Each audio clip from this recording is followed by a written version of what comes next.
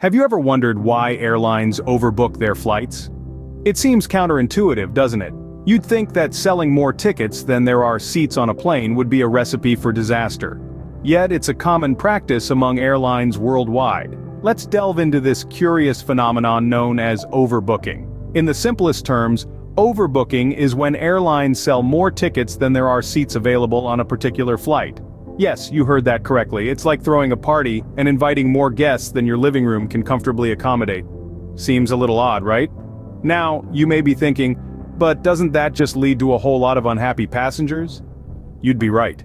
Overbooking often results in irate passengers, disgruntled tweets, and headlines that no PR team would wish for. So, if overbooking often leads to irate passengers and bad publicity, why do airlines continue to do it? Stay tuned as we unravel this intriguing aspect of air travel. The reasons for overbooking are actually rooted in well-calculated business strategies.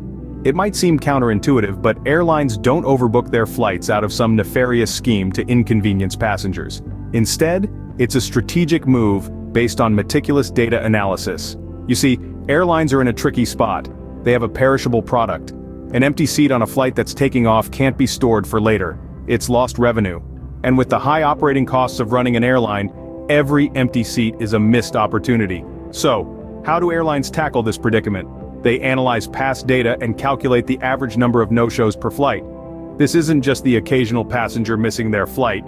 It includes those who cancel their trips last minute, miss their connecting flights, or simply change their travel plans.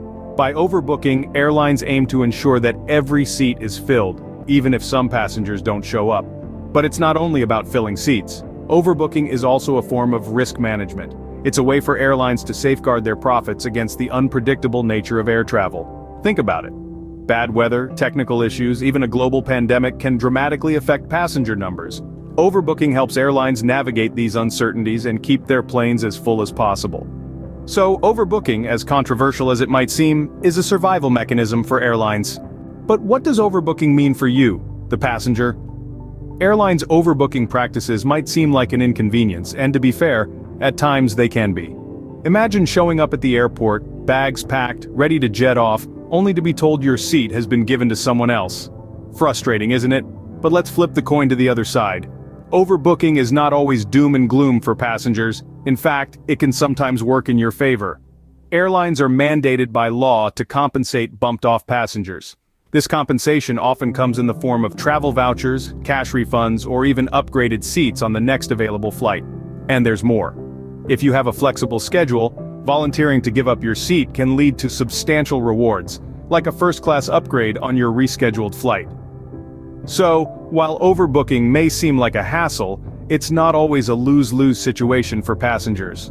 So, let's quickly recap what we've learned about overbooking. This common practice in the airline industry is a strategic move to maximize profits, owing to the fact that a certain percentage of passengers typically do not show up. While it may seem unfair from a passenger's viewpoint, it's a calculated risk that airlines take to stay afloat in a highly competitive industry. So, next time your flight is overbooked, remember, it's not personal, it's just business.